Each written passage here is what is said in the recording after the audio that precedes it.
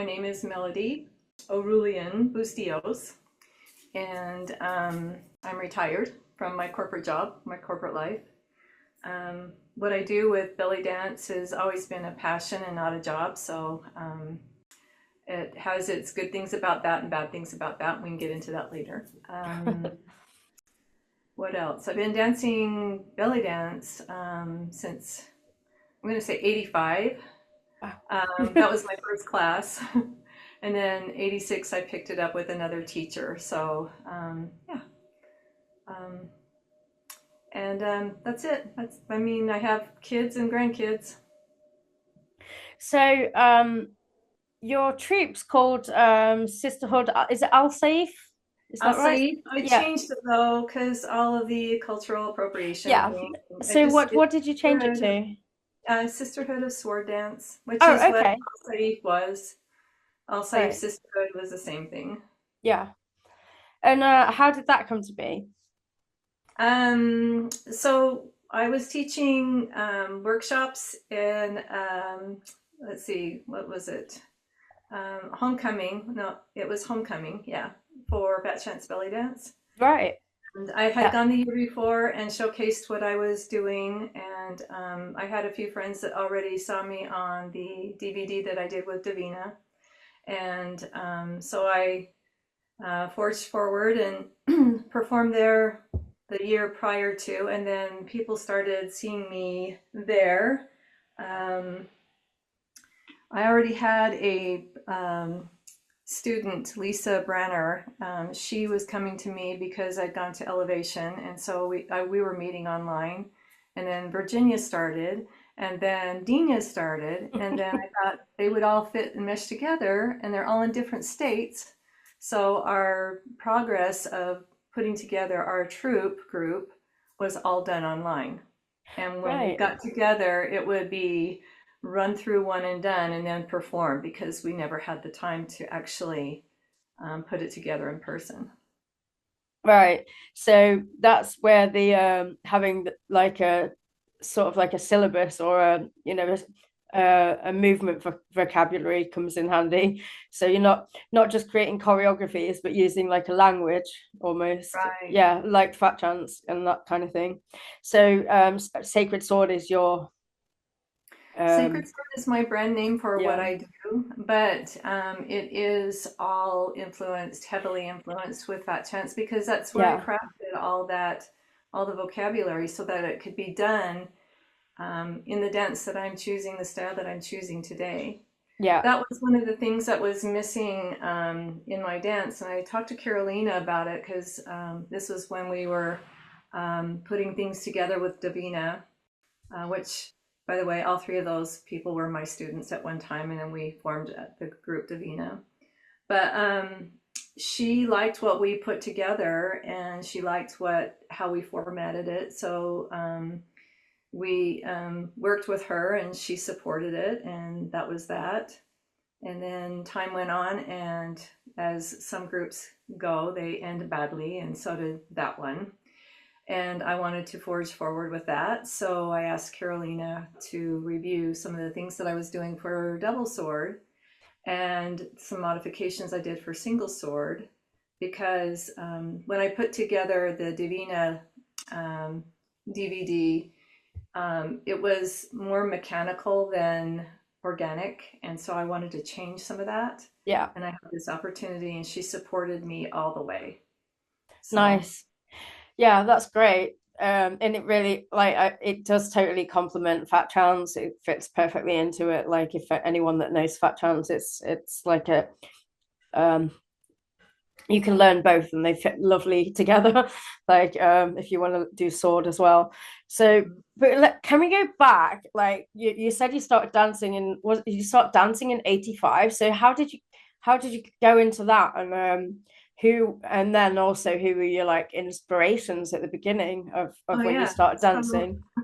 Let's so go way back. um, being half Armenian, I had a dancing grandma. So, I mean, we would do folk dances in the living room with scarves and stuff. I mean, and I never thought they were dances that belonged to a culture or anything. She just did it and we thought it was fun. And then it turns out that it was something. And she was dancing with us. So I always liked that kind of dance and some of the music that we listened to.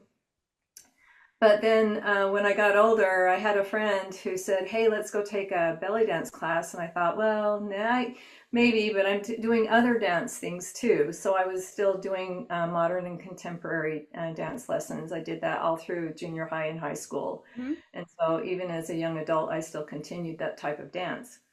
So my first dance class I went to AZIZ, and most people know AZIZ. He's an American cabaret dancer and very well known throughout parts of the world. He's actually the godfather to belly dance in Salt Lake City. In this Mormon community, he opened up a belly dance community that was thrived and flourished. And so I went from Aziz to, with the friend who wanted me to go, we went to see Zahira, who is also someone Aziz had recommended because he was moving his classes to a different night and I couldn't go. And I told him I was interested in sword dance, and he told me Zahira would be the best teacher for that. So I stayed with Zahira for, gosh, I bet 6, 7, 8 years, because I was part of her dance troupe, Desert Orchid Dance Company. And from there I saw Carolena and Fat Chance, so I decided to pursue that place. So my influences on belly dance are Aziz, my main ones, and then Zahira with her sword dance and sword dance, yeah. All the folkloric type of dance that she taught us that went along that way. So basically, your teachers are your influences, pretty much, like. Yes. And your grandma. Oh, so your grandmother. My grandmother. Yeah. My grandmother, Aziz, Zahira, and then I saw Sabine come to Salt Lake. We hosted Rachel Brice before Rachel Brice was well known. She's yeah. baby Rachel then. Yeah. And Sabine had brought her beautiful swords, and she danced double sword, and I'm like, oh, I want to do that. So I contacted Sabine, and I wherever she was, and if I was in town, I went to see her, and right. Even where she lives. So a lot of my wide sweeping movements are a product of her influence. And it fits well with the Fat Chance, and why not? I mean, she was dancing Gypsy Caravan at the time, and so they were closely related. So I started working with the vocabulary, and Jen Sardina, one of my friends and dance partners at the time, this was before Davina had really officially formed. We were just kind of messing around in my garage mahal. That's my dance space. So she and I would try things and have her try them with me, and it turned out that they were flowing rather smoothly. So that's where that spark came up, and we started putting things together, and then I went on and made more. So yeah. So what came first then, the Sacred Sword or the troupe? Davina Tribal Collective put out the ATS with the edge on the edge. Right. And that went out of print. And then I asked Carolena if she would mind if I created an update to the single sword and include the double sword. That became Fat Chance Belly Dance Sword Dialect.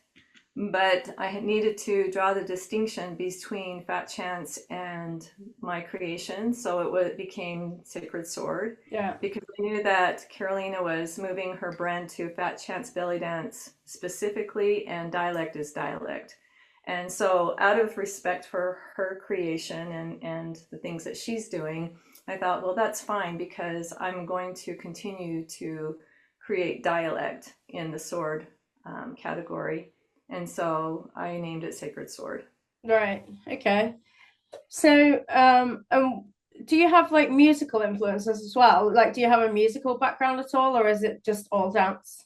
It's all dance. My genre of music is very wide. There are things that aren't appropriate to do. Well, I don't even want to say appropriate, because I don't stifle anybody's creativity. So, I mean, I danced to Tool, I I danced to love Black to. Sabbath, I danced to Iron Maiden. I mean, I do those things, but I also Yeah. like the other things with the modern Jeff Stott, Solus, just all, I like the modern music as well. Yeah. And then the old school with Mizmar, with Hossam Ramzi and Yeah. Bill Thornton. I mean, just there's all kinds of music that are different pockets of whatever I'm feeling and how I'm going to actually move my costume into that music, and then the moves come. Right. And you mentioned earlier, well, it just came up by accident, but we mentioned cultural appropriation. So there was a bit of a like a few years ago, we had to, relook at how we refer to things, and because a lot of these things came from an era where that we didn't really think about those things. It hasn't impacted me in any way other than I had a conversation with Amel.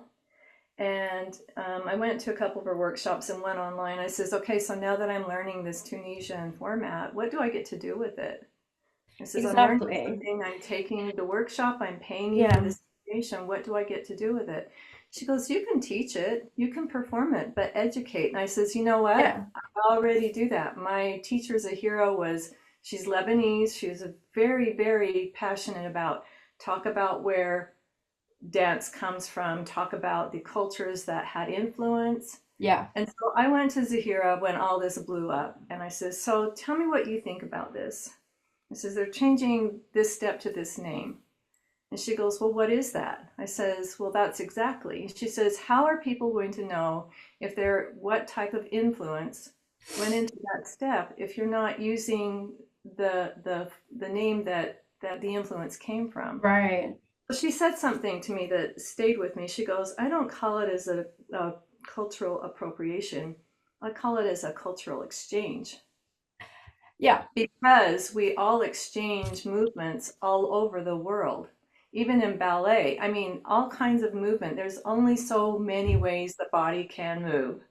And there might be different stylistics to different cultures that come into blend. This is a small world. So it's not rather a appropriation, it's an exchange. And then if you teach where that movement came from or where your influences came from, then you're doing it justice. Yeah. So I haven't changed my vocabulary for fat chance. And I tell I people, struggle with it sometimes well, because and I tell it's people, so I tell ingrained in the old words for things. When you've learned it for so many years, I often forget the new ones, and but what I will do sometimes is I'll teach both, and that because there's a lot of people that are still learning from ongoing, so they remember the old terms. So I'll go, and it previously used to be called, and yeah, I completely agree that about the exchange thing. I've that's how it's always felt to me as well. And I've always thought that the preservation of history and culture, mm-hmm. it's really important to continue that with. But so it's the main thing is to educate and also learn and be respectful about what it is you're teaching, and then so not just blindly take the moves without learning about it, but actually have some historical context and knowledge of some of the teachers and what the moves are about and things like that. So, and then pass that on. And I think that's basically what needs to happen. It's not about you can't do this because you're not of this culture, or you can't do that. I don't think it's like that. I think when you've been gifted knowledge from a teacher, that teacher is already saying to you, I want to give this to you. Like they don't, people don't teach you because they don't want you to, it's a gift of sharing that knowledge, and then it's there to be shared. So then the difference is we don't claim it as our own and make out that we created it. It's not. You have to go back to where it came from and look at, which is hard as well because it's so complex and has many layers and is from lots of different places. So I had, and it wasn't really a situation. It was just a brief conversation about that. When I teach sword, I didn't make sword up. I mean, like I said, there's only so many ways your body can move, and I crafted it into a vocabulary. That movement is known in different forms of dance anyway, in some shape or form, right? Right. And so when I teach the things that I do, I'm teaching to a sharing of me, and sharing, like, I'm making an impact, a positive impact, I think, and a mark in this world. I'm giving something of myself that I feel like it can be carried on and people love it. And so I always encourage people to send me their videos, not because I'm checking on them, but I want to see what they're doing with their artistry. I want to see how they're putting things together and what they've created. And with that, even with my teachers, my certified teacher says, now go create. I says, the only thing I ask is that you share with me, because maybe I want to do that too. Yeah. And so they have, and I've appreciated that. So, and I'm still creating. So it's an exchange of, here's what I'm doing. If you like it, take it. And if you don't, that's fine, you know? So exactly. it's sharing. But I had a teacher come to me one time, and there's a move that I was doing that I had learned from Zahira. I mean, it's even in some of our videos at Rakasa and all those kinds of things. And gosh, I've had a sword in my hand since 1986, and I haven't put it down yet. So this person who taught me I'm much older than her, promise you. And I says, I've had a sword in my hand for a very long time. And I says, and I'm not stealing any moves. I'm not crafting or creating moves that belong to any one person. It's what flows out of my body and what was given to me in movement from my teacher years ago. So, and I says, the sword dance really doesn't belong to any one culture. There have been battles fought and won, and celebrations, or funerals, whatever. The sword was always something that was included in whatever, right? And so here we are in this day and age, and it's more of a novelty. It's really not been part of the Middle Eastern dance repertoire. Right. That, if you want to get technical about it, it wasn't anything about that. It was just from different cultures who use the sword for different reasons. And it was picked up for dance because it's intriguing. Yeah. But I think the way I had explained it to her is that we are going to cross paths in many ways with our moves. And it's not because I'm taking them, it's because I've learned them and this is what I'm doing and how I choose to use them. So it's not a proprietary thing for me. It's here I am, I'm teaching it, take it, please do something with it, and let me see what you're doing, because I want to celebrate with them, with you, with whoever that is taking the sword dance, at least the way I try to put it out there. So anyway. Yeah, like everything comes from something else. It's the same with music. Like nothing is, like everything is a mixture of everything else. Like nothing is entirely or completely original. And again, with music, there's only so many notes and so many rhythms and so many ways you can put them together before it starts sounding wrong. No. Yes, exactly.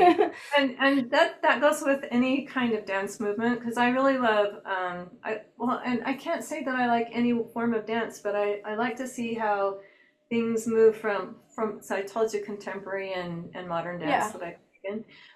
How it moves into, like, I've seen it done with silks and the hoop and on pole and exactly in fusion dancing. I mean, you just start seeing some of those influences and how they intertwine each other. So I guess I mean, I even like watching Western line dancing because it's fun and I don't know how to do it, but it's fun and it's interesting, and it does look fun. People move around each other. Yeah, I know, and I know there are some people that are more purist and want to keep things pure, but I just don't believe that's how art works and travels, and everything travels across time and through, and across land, and therefore changes, Well, I always ask the purists, tell me what pure form is.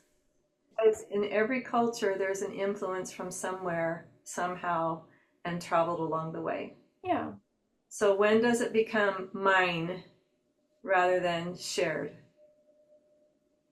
I don't understand that. And I haven't, I mean, I'm always interested to hear the answer, but it's still part of, we all live on this earth. We migrate. We're migratory people. We see things, we take it, and we do it. So Yeah. anyway, that was my soapbox. Go ahead and go. I got lost in your soapbox completely. Yeah, no, I did. Hang on, give me a moment. That's what art does, though. It changes, it travels, and it, again, with the same thing with language, and dance is like a language. Mm-hmm. Language changes, and it's really good to have the history. It's important to preserve the history, but it does still change over time when it's traveled through time and space, you know. And it is good to keep old things preserved, because they will get lost. A lot of things do get lost, but changing isn't I don't think that change is necessarily a bad thing. Done, and again, I think it's really a case of be respectful and know what it is you're know what tools you're playing with and what dances you're using, and know and at least have some knowledge of the history of them. And I think Exactly. that's all it is, you know. I Yeah, don't it is. And my students can tell you that I teach them where influences came from, what Yeah, culture this was derived by, or who's someone who learned it, where it came from. And so I do those things. I do educate. yeah.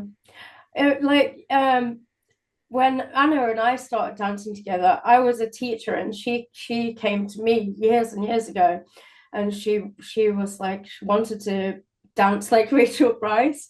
And I sent her, I remember this, she will tell you this, I remember sending her this email just ranting about not being a clone for a start, and then also just about learning the origins of things before you fuse them, and you know, learning what it is that you're fusing. If you want to be a fusion dancer, then learn the things that you're fusing. You Right. Well, Rachel came from Jill Parker's camp. Yes, yeah. And so Jill moves in a very, very different way It's than quite Rachel. contemporary influence, isn't it?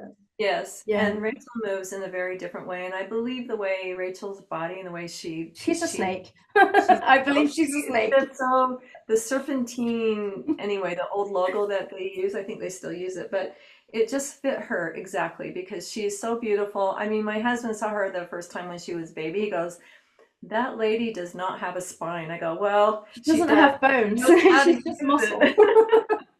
But he was just amazed and in awe. Like, yeah, I'm never going to move that way. It's not in my body like Yeah, that. she's a different breed of human. I totally appreciate and love watching her, and anyone who can even emulate just portions of what she can do is just Yeah. amazing to me. So, But that's why I always said you don't, and I also discourage people to be a clone of me as well. So I've got my own little sort of little thing, you know, my own signatures that are very ballet influenced, because my background was in ballet, and I did contemporary too, but it was very ballet influenced, and so there's lots of spinning and being up. And um so and again, I'd be like, I don't want to create clones of me either. If I'm teaching fusion, I want you to become your own dancer. And I'm really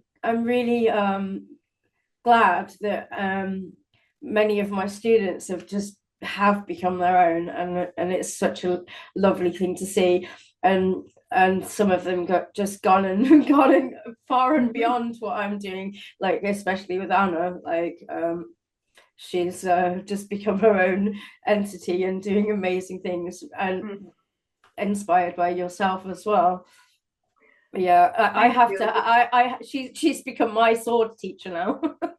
She's good. All my teachers are good. I have to say that. But the one thing I am very poor at, and I don't do very well, because I don't know how to edit. I don't know how to put things together, graphics or anything. So my ability to, I guess, my desire or my it's not there. I don't put myself out there. I don't advertise a lot. I don't. And I know that a lot of my friends and even other sword teachers do that. And I'm like, yeah, I probably should do that. But then I'm like, I think I'm as busy as I want to be. So I don't. But I'm very poor at advertising for myself. And when I see my students that are out doing their things right now, I'm like, oh, see, they're so good at it. I just Yeah, I feel the same. I feel the same. I used to be very good at it because I came from music world and band world where it was all about promoting yourself, putting posters up, and back in the day of before the internet as well, back in the day of putting flyers and posters everywhere. Um, so I did have kind of a background, and then when we had the internet, I was really good at promoting us online. Yeah, but I'm just not as I'm not I don't like filming myself, you know, those videos. That's the thing. I can create a poster, no problem. I can even create a show reel, no problem. But just daily filming myself, I'm like, I don't really want to. So let me tell you about that. I'm filming some of my extension dialect for a platform that I'm working on with a friend. But every time I film something, I go look at it and I'm like, I hit paralysis, like it's not good enough. Delete. I relate so hard. And I'm like, I'm deleting everything. I'm like, okay, I need to do it and let someone else look at it. Yeah. I'm gonna always say it's not good enough. See, this is a problem for also as a musician as well. I used to, and every time I recorded any vocals, immediately I'd be like, no, I hate it, delete it. And it took years for me to just go, I have to accept, like, I'd still do a few different ones. I'd still do a few different versions, but none of them, and I would find fault in every one of them. So we had to find the one that I've found the least fault in. Mm-hmm. And eventually I just had to accept my flaws. And I think it's just the same thing. It's just like, you're going to hate it. I hate seeing videos of myself. Yeah. And you see yourself doing things that you don't feel like you're doing when you're dancing. Like I have flappy hand syndrome, and I'm like, I look like a little bird. What am I doing? When I'm dancing, I feel like I'm being all graceful, and then sometimes. And I remember the first time I ever learned to shimmy, I was shimmying and doing this like a little bird, like my hands would go. So yeah, I try not to have flappy hand syndrome as much nowadays, but yeah, it's a thing, you know. So where do I go from here? I've already Yeah. alluded to some people that I'm going to be retiring in a couple of years. Which, I mean, I'm going to be 70 soon, so not till, well, in 2 years, I'll be 70. Okay. But it's not going to mean that I'm dead and can't and won't dance. It just means I won't be the master of this anymore. I'll let my teachers take over and do what they are. I have teachers on most of the continents right now, and so I mean, I feel very comfortable and confident that they will take it to the bounds that they'd like to go and create and teach and perform. Um, I will say though that being part of this, the sword teaching experience has afforded me to see parts of the world that I would never ever get to see, meet so many beautiful people that I would never get to meet. And so I feel like I've been on this pilgrimage to spread my word and see things and know that I get to immerse in the beauty of wherever it is that I'm at. And I'm not saying that I won't travel after. It's just that when you are invited or you go somewhere, the incentive is there. And also, people help pay along the way so that you can get there to teach. So it just means that will come out of my own pocket. So I will still come to performances. I will still do workshops because I think the learning process is a forever thing. It never stops. But I might pop into one of my teachers and attend one of their classes. But that will be after I retire. Right. So I've got a few gigs next year. This one coming up, I'm going to Milwaukee for Tamarind Union. And then I'm going to the Steel Court with Yuri. And Oh then yeah. I'm going to Magli's event with the Sister and Brotherhood Association to do her thing. And I'm really excited about that because I haven't met Magli yet, but I've heard so much about her from my friend Lisa Allred. So I'm really looking forward to meeting her. And then the next year, I've got a few things going on. Back to Mexico, back to Austria with Julia Stoiber. Oh And yeah, I had a chat with her too. She's really oh, and I don't think it's a secret. So I think Julia, I'm sorry, but I don't think it's a secret. no, So yeah, no, Julia's a sweetheart. she is. I I love keep her. meaning to go there as well, but I've not been in a position to. I've moved from I was living in Malaysia, and then I moved to Spain, and then I moved to the UK, back to the UK. So I'm now trying to get more settled and get things built. So hopefully now I'll be more grounded and able to kind of travel within Europe again, rather than being all over everywhere else. Like in, when I was in Southeast Asia, I definitely couldn't do anything in Europe. So, but yeah, I definitely would like to. With those moves, I'd like to visit my sister and brother studios in Europe, and yeah. with those moves that you've done, though, has come experiences and lessons. Oh yeah, So, absolutely. so It's so hard too, because every time you move, you spend years building up like work and reputation in one area. And even if you have a reputation online, when you move somewhere else, it doesn't matter if you have a reputation online, you still have to kind of rebuild everything right from the start where you are, mhm. because like there'll be local people that don't know you, and you can't just go, oh, I've been doing this for years, and expect everyone to fall in. It doesn't work Yeah, that way. You have to start again every time, yeah. so it's quite hard. Well, I'm But glad you're where you can settle now, a soft place to back land. at home, back home where I came from. Yeah, Good, good, good. yeah. Anyway, it's been really lovely chatting to you, but the last thing I wanted to ask though is that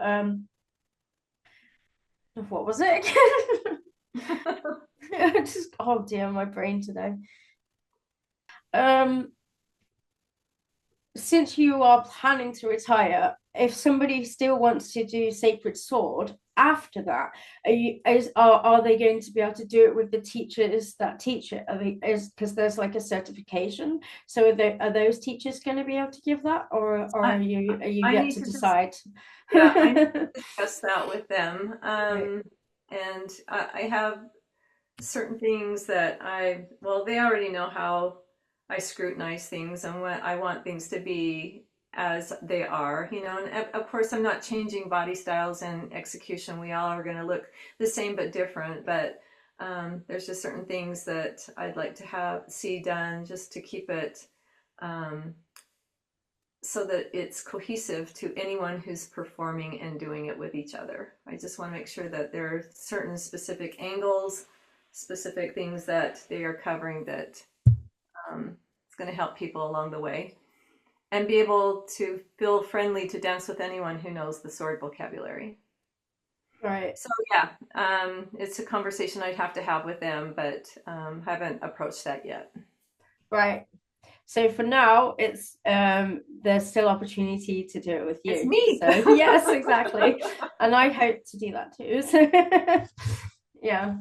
Okay, it's been really lovely meeting you finally, because we've been chatting for a couple of months to get this set up. So thank you for taking the time to talk to me. I really appreciate it.